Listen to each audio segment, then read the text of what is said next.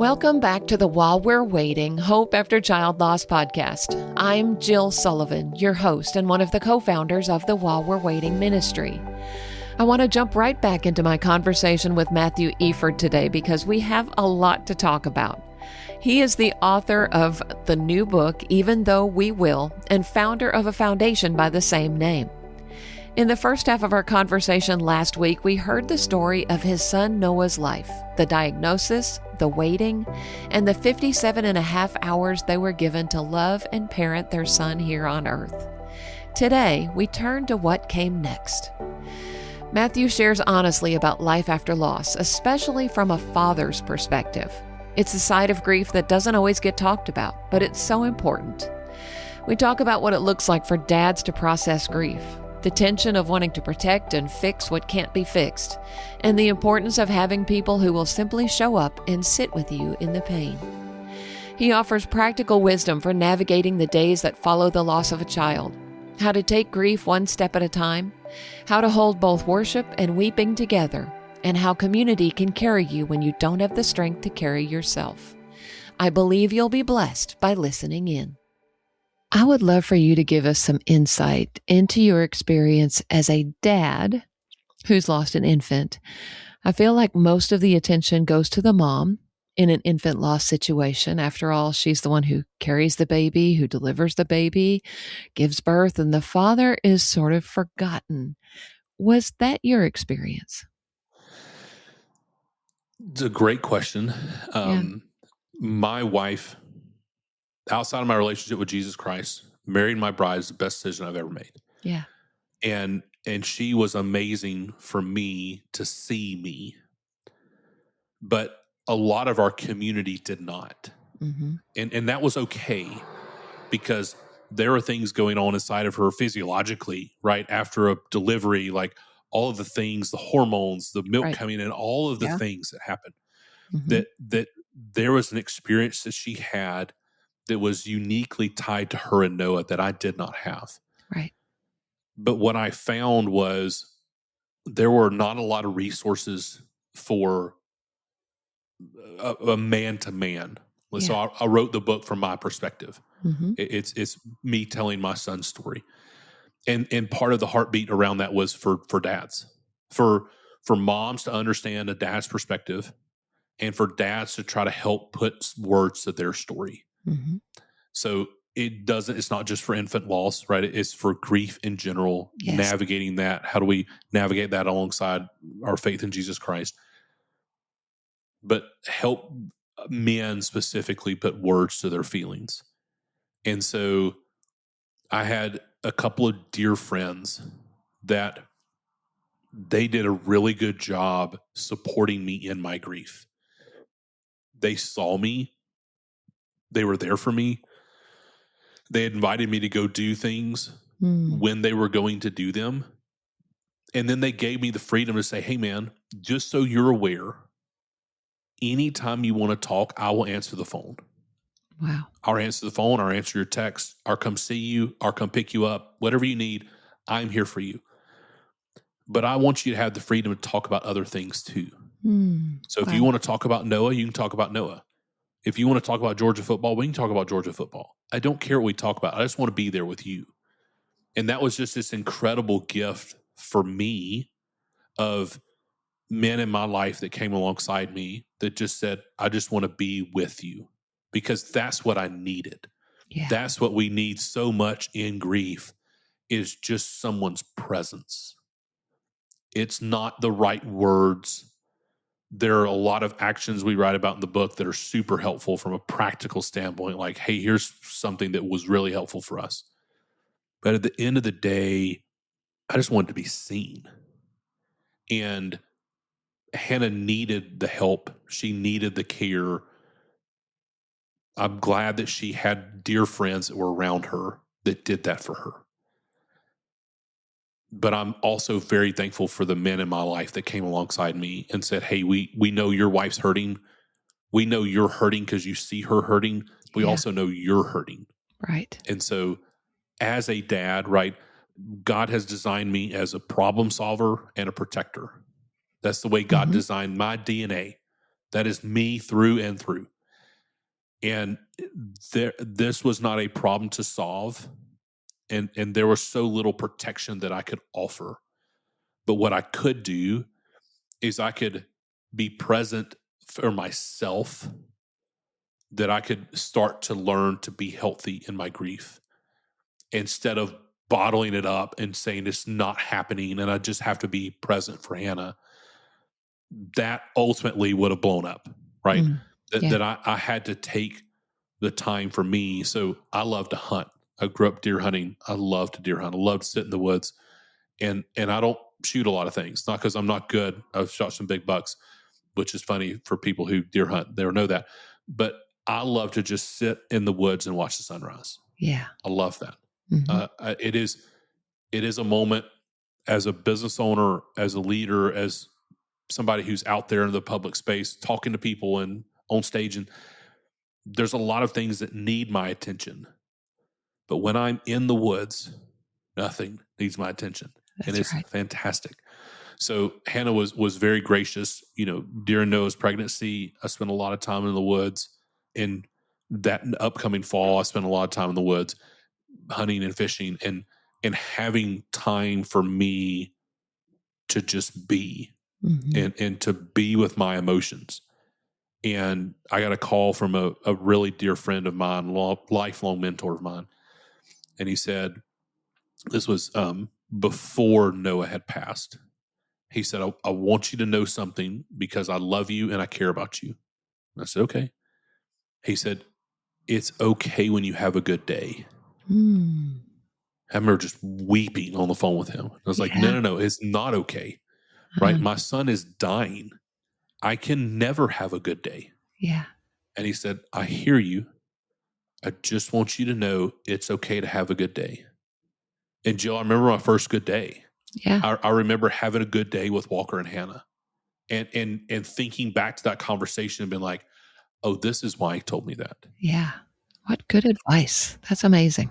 What amazing advice. Yeah. Because it gave me this freedom to say, my life is deeply marked by this moment. My life is deeply marked by my son, Noah. While his life ended, mine did not. And so what do I do that honors him and glorifies God with my life moving forward? That's what I learned. Yeah, excellent. So you received some really good advice from people as you were going through this. Do you have some specific advice that would be just for dads? Yeah, it's a great question. I really like to, I can give you experience from myself. Sure. From myself, I had to write. And it's not that you're just going to write a book. I had to process what was going on inside of my head. The fear, the anxiety, the frustration, the concern, the emotions. I had to get them in a way that for me to communicate them, I had to write them down. And so writing them down was super, super important for me. I write about in the book, I've seen people now as they walk through grief that they turn to addictive personality very quickly. And if I can give any advice, it would be to guard your heart very, very carefully in your season of grief, because the enemy wants to kill, steal, and destroy. And he wants to do that first in you, husband, and he wants to do that in your family. He wants to do that in your bride. So you, as a leader in your home, be mindful, be sober-minded in the way that you're leading in the midst of your grief. Be sober-minded in the things that you're consuming visually and ingesting physically. Really be cognizant of that, because you're on a very slippery slope. And I've seen too many people to date that have not navigated that well. And so that was not a tendency of mine. And so I didn't wrestle a ton with that. I definitely had some leanings towards that, but I didn't, that was not a demon I had to slay. But I've seen that rear its ugly head. And so if I could give advice, I would definitely say that.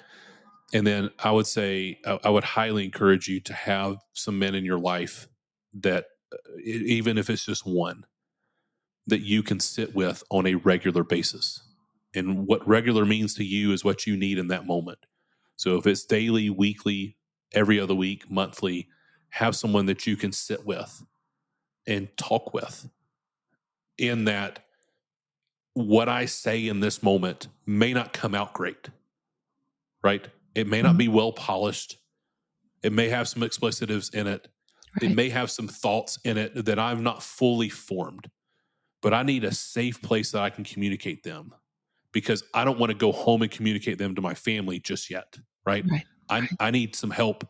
So that may be professional help. Mhm. That may be a brother that you're in small group with, or your pastor, or somebody, your a extended family member, somebody that's close to you, especially if they've been through an intense season of grief, that can sit alongside you.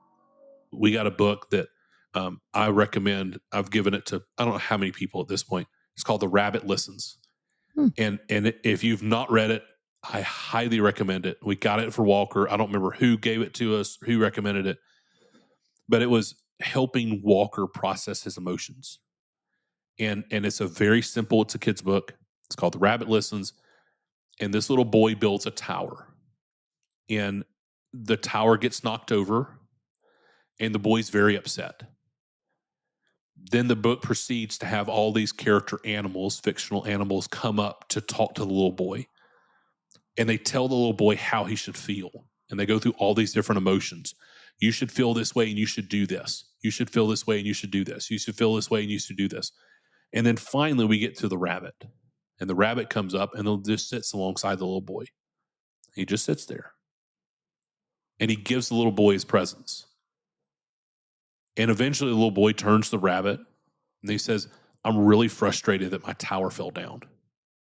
And the rabbit says, I bet that was really frustrating. Would you like for me to help you rebuild it? And it's just like, what a gift. Yeah. What a gift that you could give to a friend in your life, specifically a man in your life, of like, my words are not going to fix this moment, but my presence can carry weight in your life. So I want to be here to help carry weight in your life. If you're in a season of grief, find that person. If you know someone in a season of grief, go look for that person. Go be that person for somebody. I Mhm. had that in my life, and I've been that in other people's lives. Mhm. And I'm so thankful for them.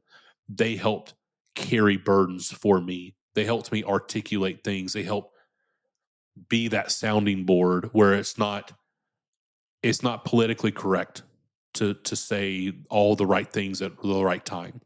And that's okay. Mhm. They gave me that freedom to sit in the moment and articulate the way I was feeling, to help me process how I was feeling. Yeah. What a gift that is. And I think especially so for a dad, because women are just going to naturally come together and talk and connect and do all of those things. And I don't feel like it comes as naturally to men. I'm getting that book. I just wrote that down. And as soon as we get off of here, I am ordering that because that sounds amazing. It's amazing. And I had, men, we're active creatures. A lot of us Uh-huh. are, and we connect through activity. Yeah. And so I had men that would say, hey, I'm going to shoot guns. Would you like to go with me? Right. I'm going fishing. Would you like to go with me? Mm-hmm. I'm going XYZ. I'm Yeah. going to this business conference. Would you like to go with me? I'm going to lunch. I'm coming to pick you up and I'm taking you to lunch. Yeah. Those things were super helpful for me. Yeah. That in that moment of the fog of grief, right, the long-term planning was like completely futile. Mm. So I had a business friend of mine who came alongside me and said, hey, on the business side, is there anything that I can help think strategically through for you? Like, what an unbelievable gift. Yeah. Because I Huge. promise you, I was not thinking about a strategic plan for the next 5 years of my businesses, right? I was trying to get to dinner that night. That's all I could think about. Exactly. Yeah. And so those kind of little pieces of seeing somebody in their grief and saying, there are things that happen outside of your grief: cutting the grass, taking the trash out, getting the cars washed, getting an oil change, changing your tires, right? There's things that typically will fall on the man's role, that in that moment, that man is not thinking about doing them. And so coming alongside him and helping him do them or doing them for him is an incredible gift. Yeah. Wonderful. Thank you for that. In your book, you write about when grief has no energy. What did you mean by that? Yeah, that was for me and Hannah. We got advice that there's grace for today, right? When we started thinking through the grief and the suffering around Noah's absence from our family, that we would continue forward as a family without him here. Mm-hmm. And the memories we would make without him, and the things that he wouldn't get to experience, and it was overwhelming. And so we got encouragement to say, like, okay, when that feels too overwhelming, that's okay. Why don't we think about today? Yes. Why don't we pray for grace for today? Mm-hmm. Like when my feet hit the floor, why don't I pray, God, give me grace for today. Help my feet get back to this place to lay back down tonight. Mm-hmm. Carry me through today. Some days that was too much to pray for. It was, hey, God, help me get to lunch. Right. We've got friends bringing us lunch by. Help me just get to lunch. And Jill, there were some days it was like, God, help me get my feet from out of this bed to the floor. Right. That's what it meant for me. Mm-hmm. It was a hyper-focused daily activity with God of communing with him, saying, I cannot survive this without you. Mm-hmm. And I can't survive the day without you. I can't survive the next few hours without you.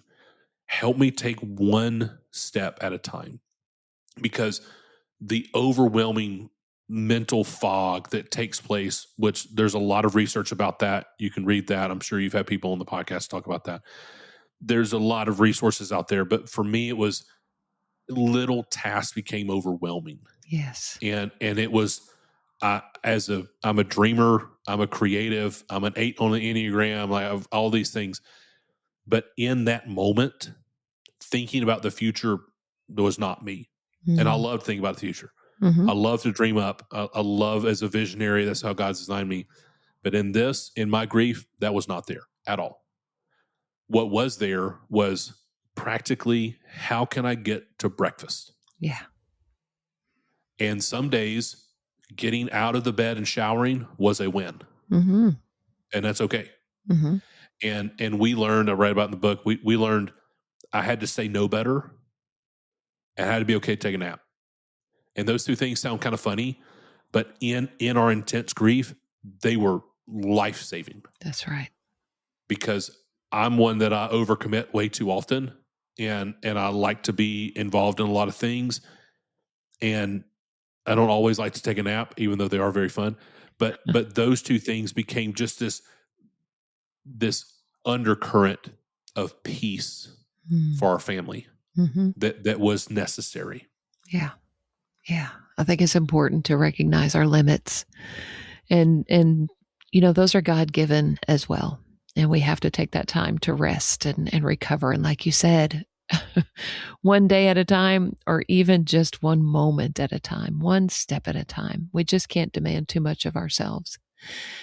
You talk about a delicate dance of worshiping and weeping. What did you mean by that?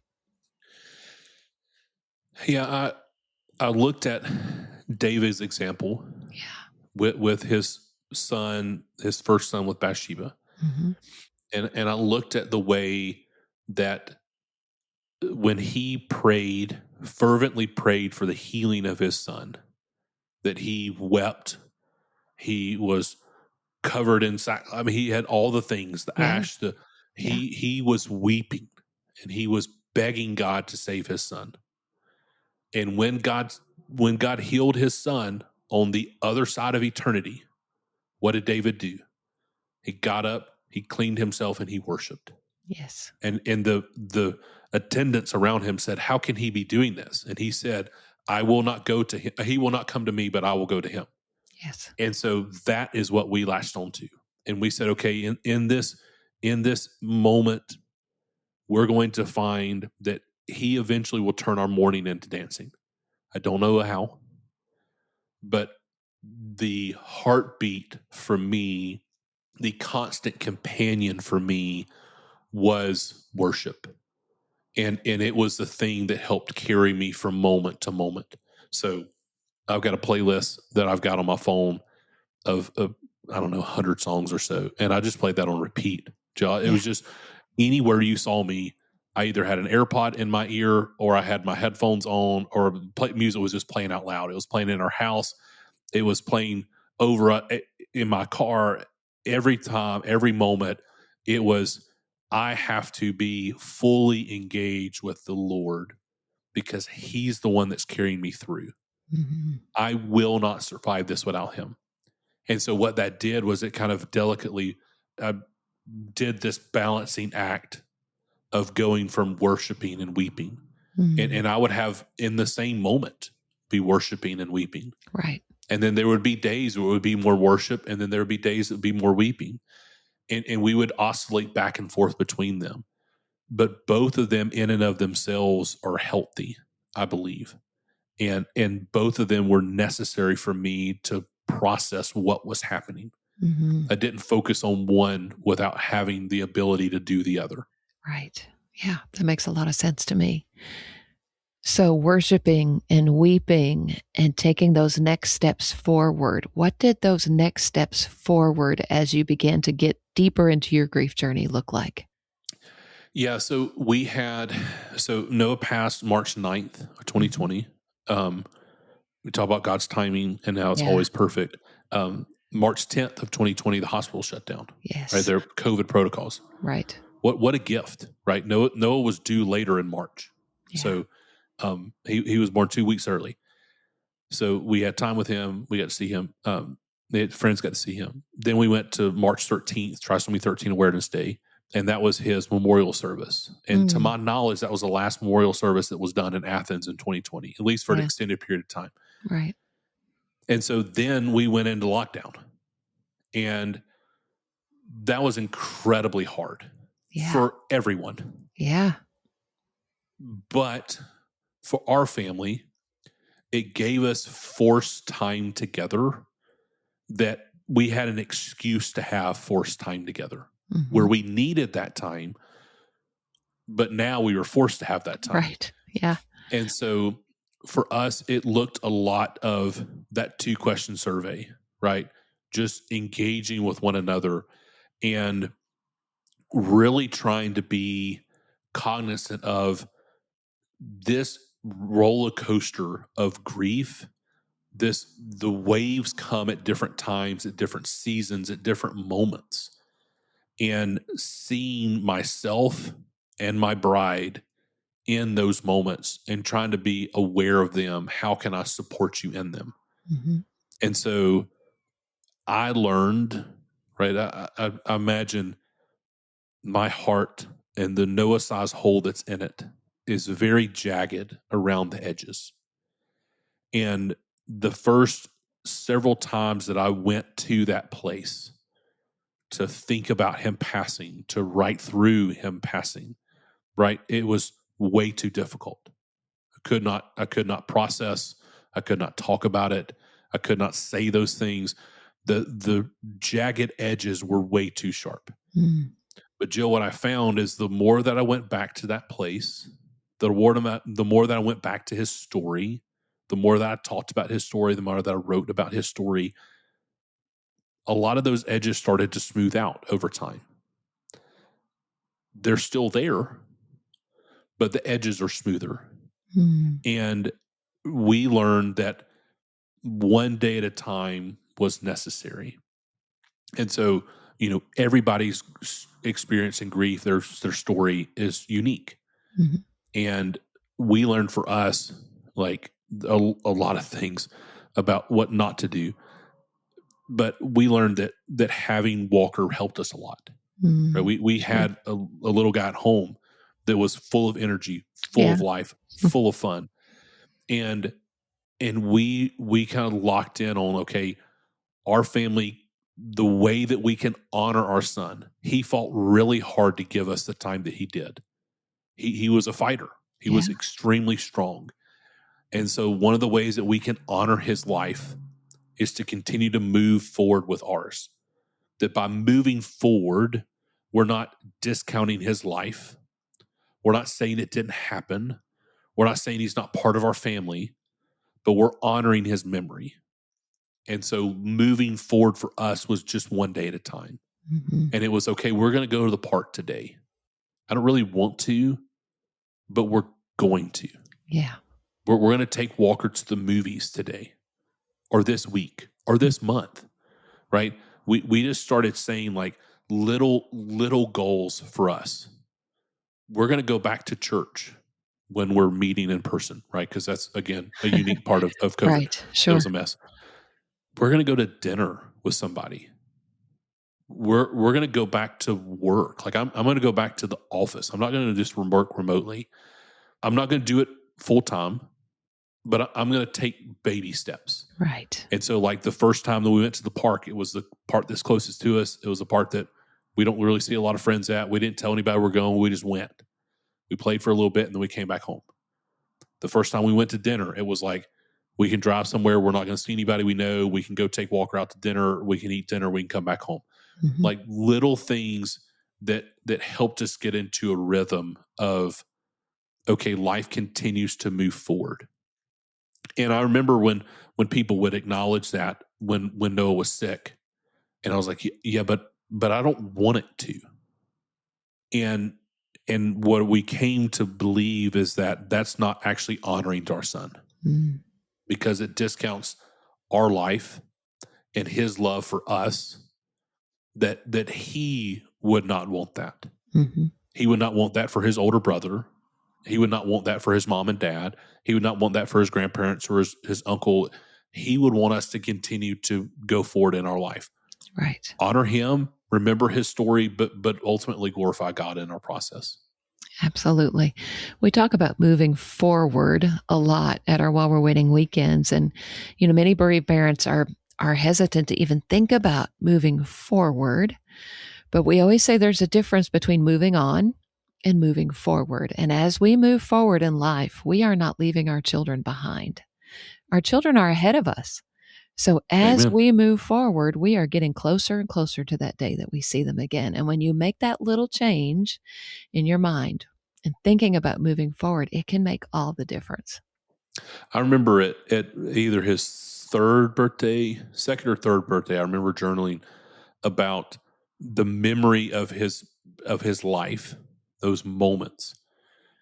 Right afterwards, it was like, I'll never forget this. And there's parts of his memory I'll never forget. Sure. There's parts of his memory that I'm very thankful we have pictures and videos of, because some of those things get a little cloudy with time.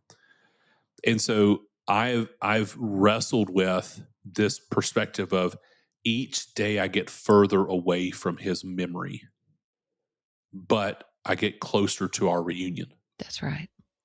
And so that, again, as you just mentioned, that's a perspective shift for me. Mm-hmm. That's a perspective shift of, okay, yes, here's where he would have been, but here's where we're going to meet again. Right. And it will be soon. Yeah. And so, when I write in the book, it's, I'll see you soon, buddy. And I will. I will see him soon. Yes. And I'm very thankful for that. Mm-hmm. Yeah. Oh, we have so much to look forward to. Amen. Yes. Chapter 19 of your book is titled, When God Doesn't Explain Himself. How can we trust Him when we don't understand Him? That's the $1 million question, right? And I don't know if I did an excellent job describing that. Hopefully it comes across to our readers and your audience. It is back to the standpoint of a couple of things for me. The grounding truths for me, is his truths, his ways are higher than my ways, and his thoughts are higher than my thoughts.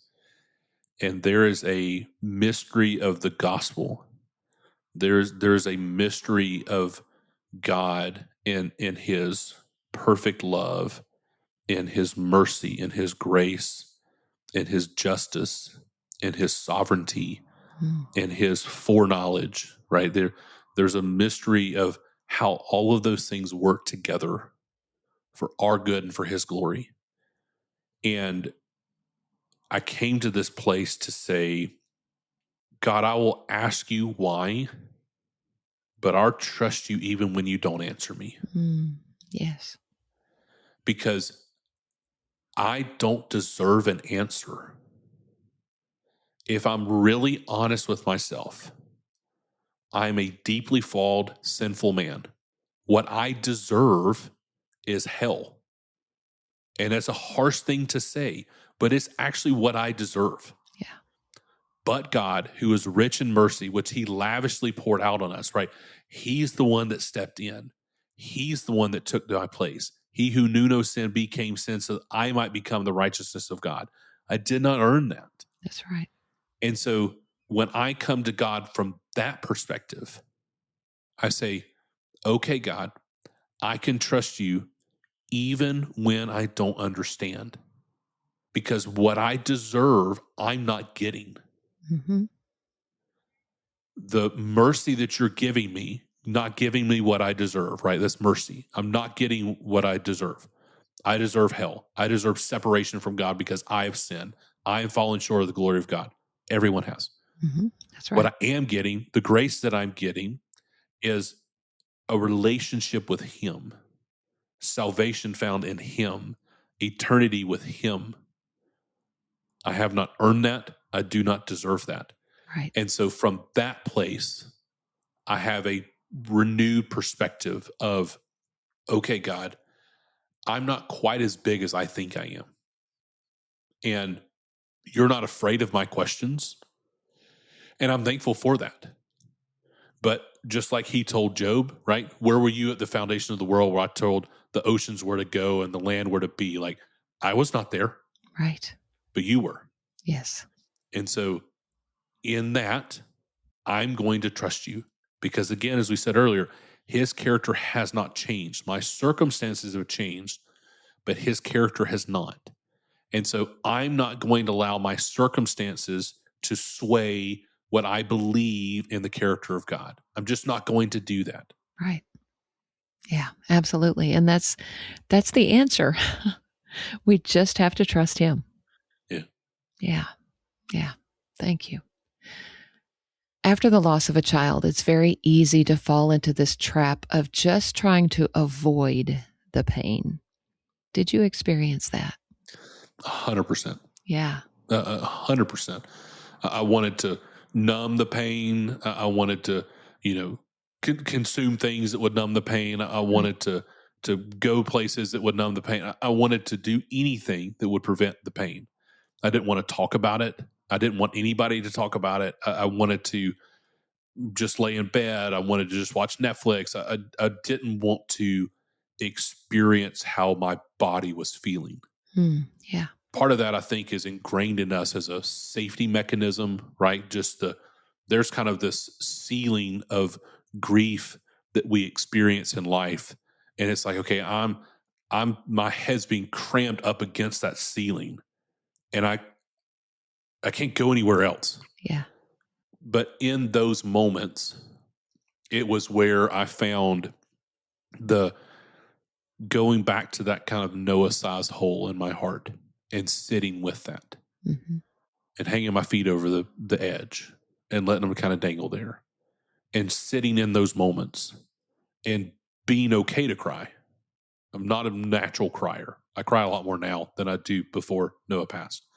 But I'm more engaged with how I'm feeling because of his life. And that is a gift that I can give my other sons, that I can give my bride, that I can give myself as the emotions that I'm feeling, the things that I'm feeling. Again, as I said earlier, they're in and of themselves is not wrong. It's what I do with them that makes them right or wrong. And so by acknowledging them, I can show up better everywhere else in my life rather than acting like this didn't happen or it doesn't matter or that it will never get better. Those things are not healthy for me or anyone else in my life. Right. And so by sitting with those, that's what helped me a lot. Yeah, I can relate to that. Very helpful. So part 3 of your book includes a community manual First, talk about the importance of community in the grief journey. You've already mentioned the men that kind of came alongside you. Do you have anything else to share about community? Yeah, thank you. So we had one thing just as a public service announcement, a PSA. Uh-huh. Don't ever tell somebody you know how they're feeling or how they should feel. Exactly. Yep. That is not helpful. Right. So if you hear this and someone's in your life and they're in a season of grief, don't start the conversation with, I know exactly how you're feeling, because you don't. Right. Even if you have shared experience in grief, you don't know exactly what they're feeling. That's right. So don't belittle their experience by trying to maximize yours and minimize theirs, right? The empathy in and of itself is a very helpful tool, but it can be used or abused. Right. And so we want to make sure we use empathy to serve people, not beat them over the head with. We learned and have since tried to help others that someone coming over to take Walker, now this is someone that we know, right? Mm-hmm. This is not just a stranger. This is Right. a friend that's going to take our oldest at the time, 18 months, 2 years old, take him for the day to go play at playgrounds and go to the bookstore and all those things.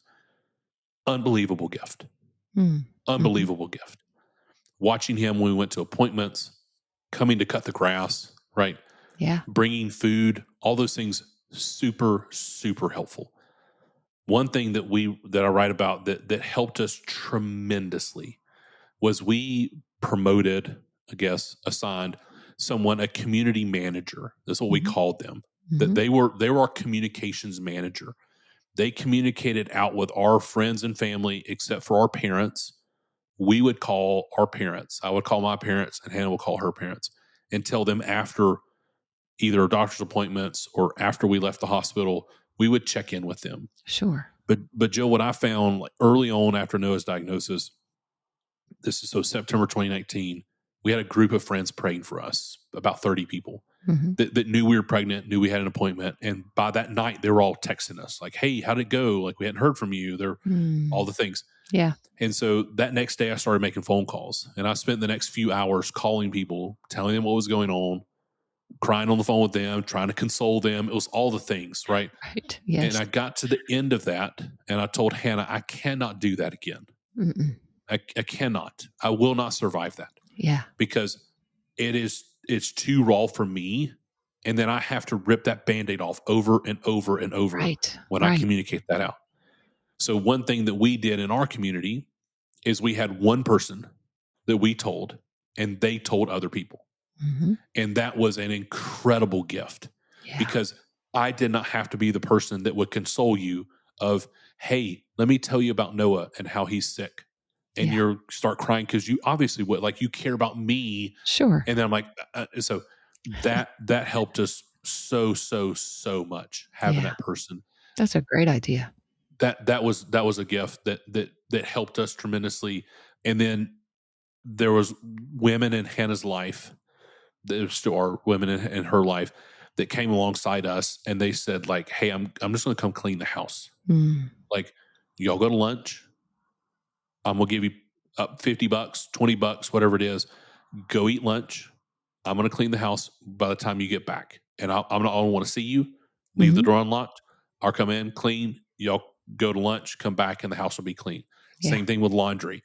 Again, cutting the grass, like little things that we miss, the daily activities that become overwhelming in your fog of grief. Those things, when they get alleviated, are unbelievably helpful. Yeah. And then the last thing that we do in Noah's Foundation, the Even Though We Will Foundation, is we send care packages.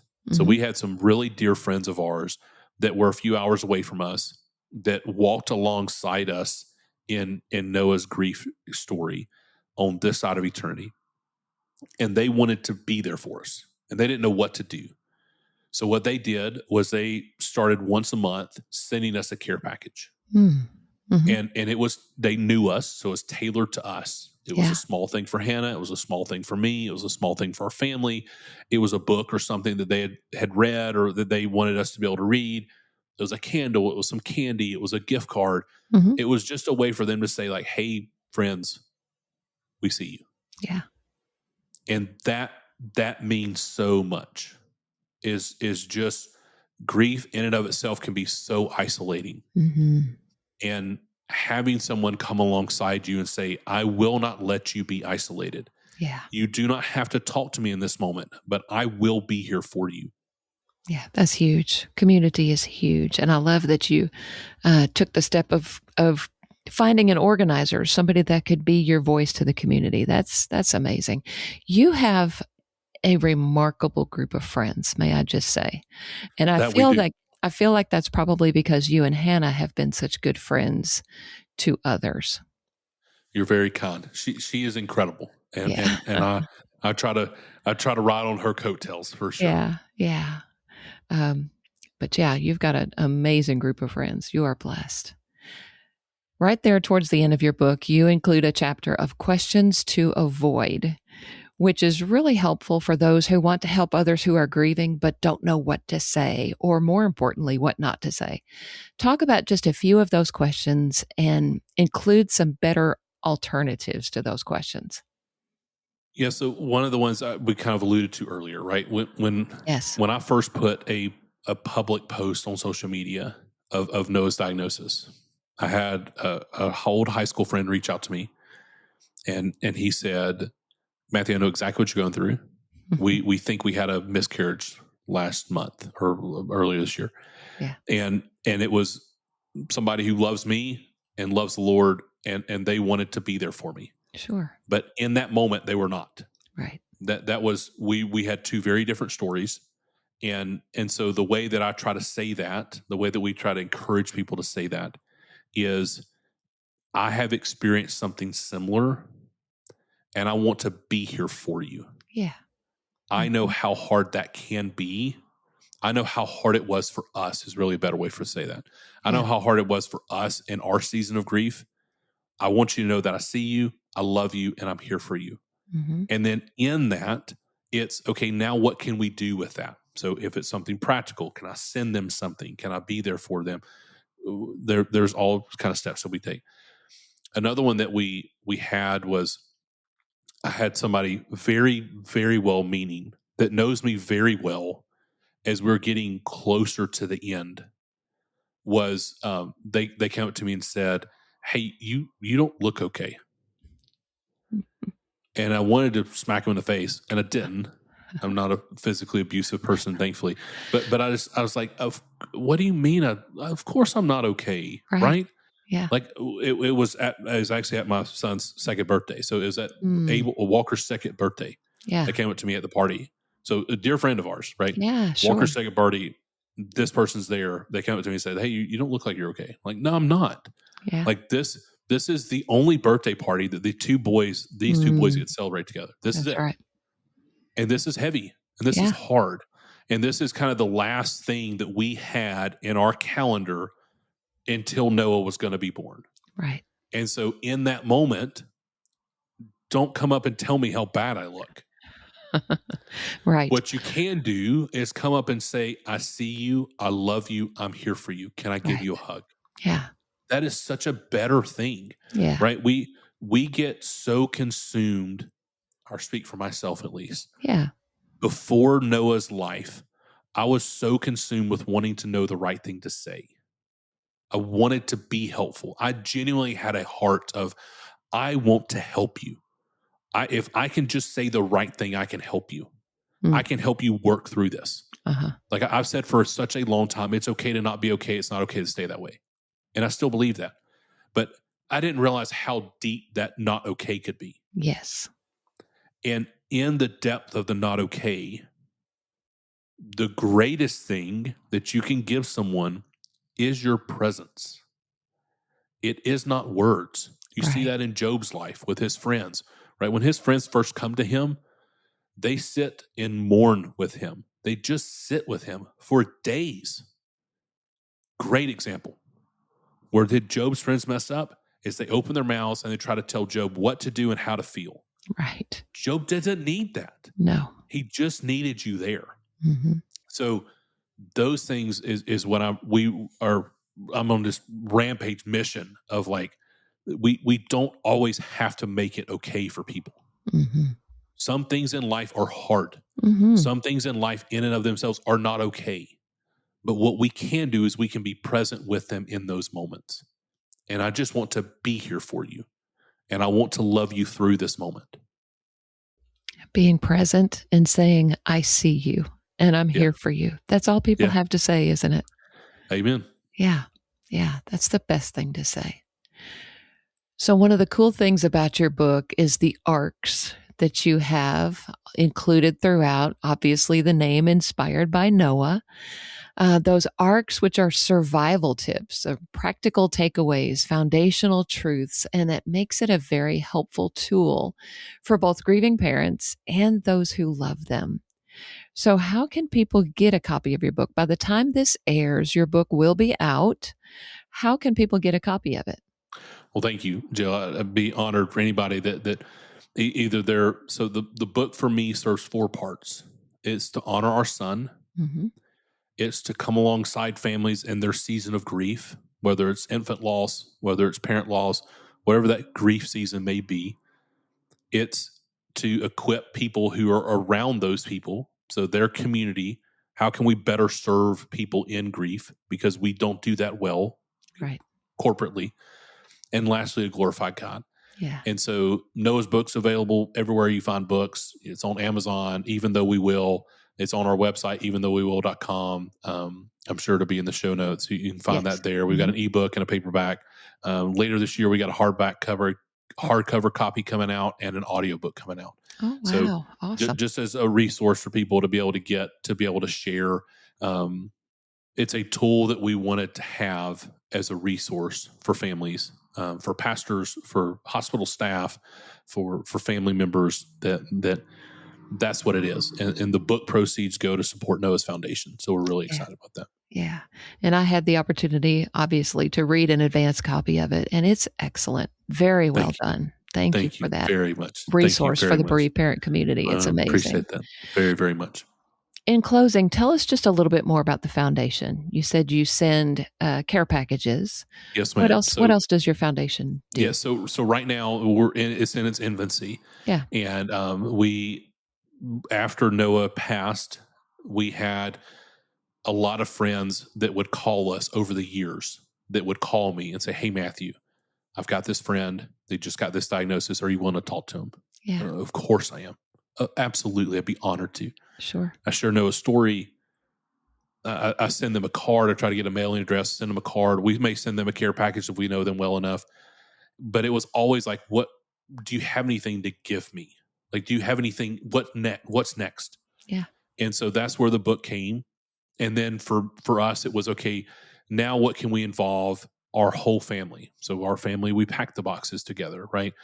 And as the dreamer in me, I would love to we serve these families for the next 25 years. And here's day 1 to day 25. And my wife, who's incredibly logistics, said, okay, let's talk through like what that looks like. And let's make sure that's what God's calling us to.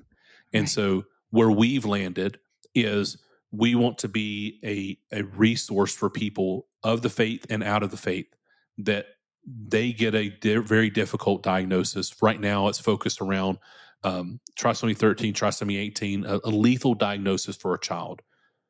We want to come alongside you and support you. And so we're creating a community around that. But right now, the main thing is we're sending out Noah's Ark. And so we sent out a care package. Again, we're playing off Noah's name.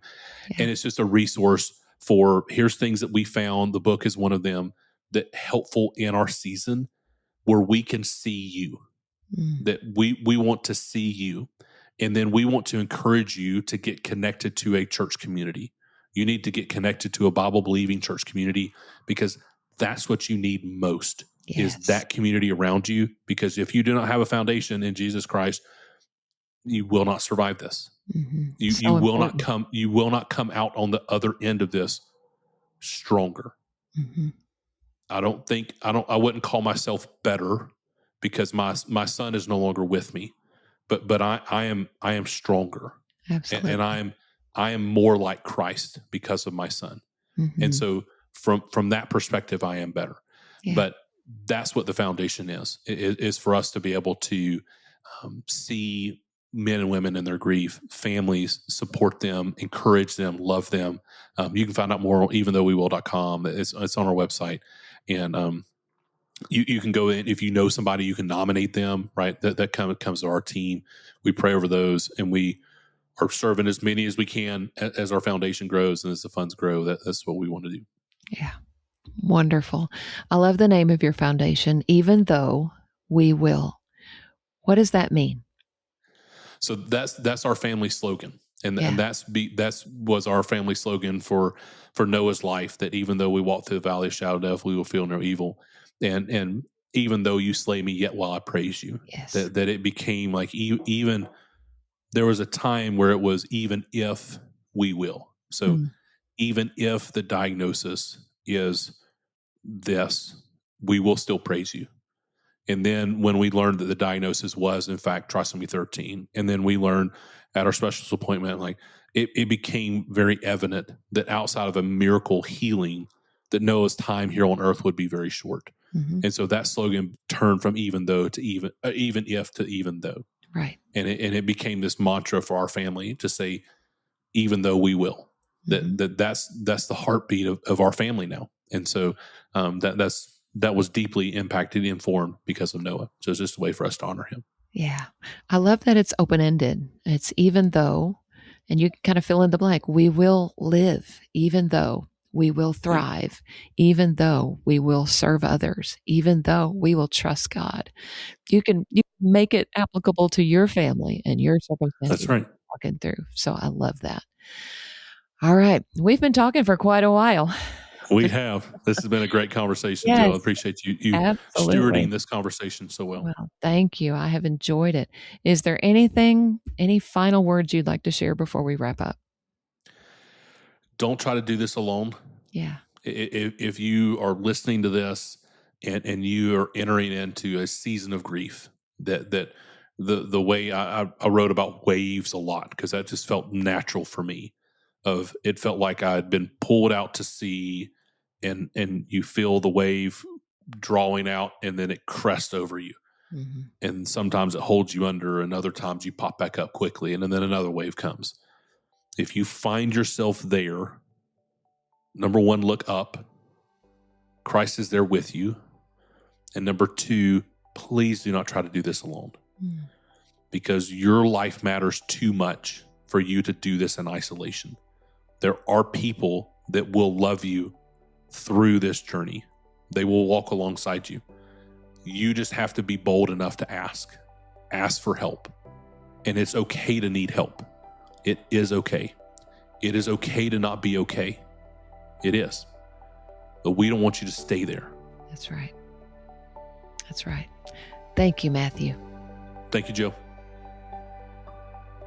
As we close out this two-part conversation with Matthew Efird, we're reminded how deeply one life, just 57 and a half hours outside the womb, can shape everything that follows. Matthew and Hannah's story holds both profound sorrow and steady faith. It gives language to grief, insight into a father's perspective, and simple, meaningful ways we can care for one another in hard seasons. And through it all, the message is clear: even though we will. Even though the loss is real, we will keep walking. Even though the pain remains, we will keep trusting that God is good. And even though we long for what was, we will look ahead to what's to come. Thank you, Matthew, for sharing Noah's story. As always, I'll include links in the show notes so you can easily find Matthew's book and connect with their website. I would also love for you to share the While We're Waiting podcast with another grieving parent who might need to hear it. You can help others find the podcast by leaving a rating or a review wherever you listen. It really does make a difference. And if you'd like to learn more about the While We're Waiting ministry, visit our website, whilewe'rewaiting.org, for information about our retreats, our support groups, and our other resources for grieving parents. I so enjoy meeting listeners at While We're Waiting events, and I would love to see you sometime soon. Thank you again for listening and for walking this journey with me while we're waiting.